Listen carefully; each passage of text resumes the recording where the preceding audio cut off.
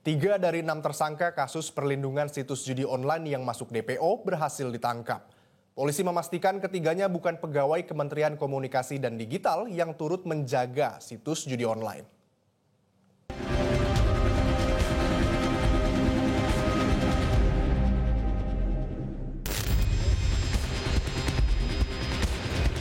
Tiga pelaku yang masuk dalam daftar pencarian orang terkait kasus dugaan perlindungan situs judi online ini hanya bisa tertunduk saat digiring ke markas Polda Metro Jaya.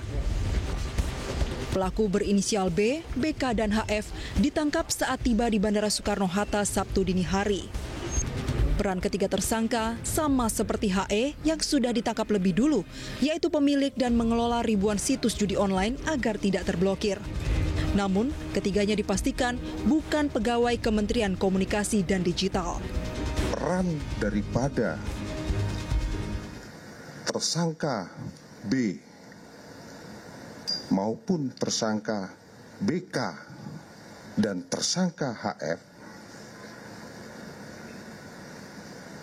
maupun tersangka HE yang kemarin sudah ditangkap 1 hari sebelumnya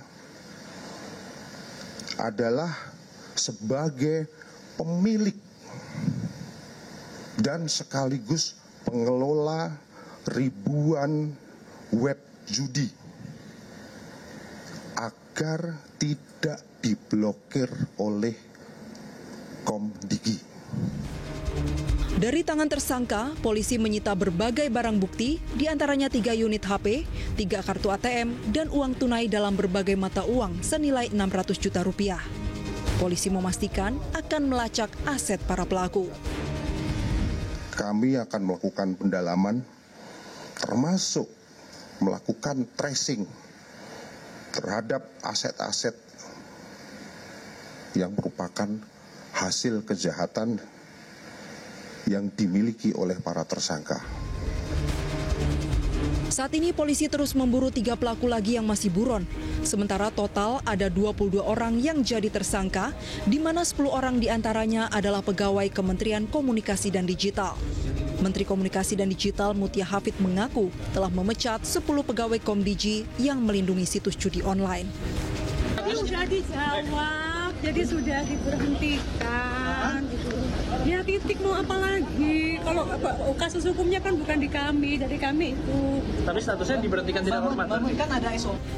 Ironis memang, pegawai Komdigi yang seharusnya memberantas judi online justru berlaku culas mencari keuntungan dengan membackingi ribuan situs judi online. Dari 5.000 situs judi online, 4.000 situs dilaporkan ke atasannya untuk diblokir.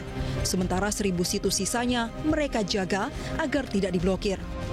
Dari bisnis kotor ini, salah satu pelaku mengaku mendapat keuntungan hingga 8,5 juta rupiah dari setiap situs judi online yang dijaga. Tim Liputan Metro TV. Jelajahi cara baru mendapatkan informasi. Download Metro TV Extend sekarang.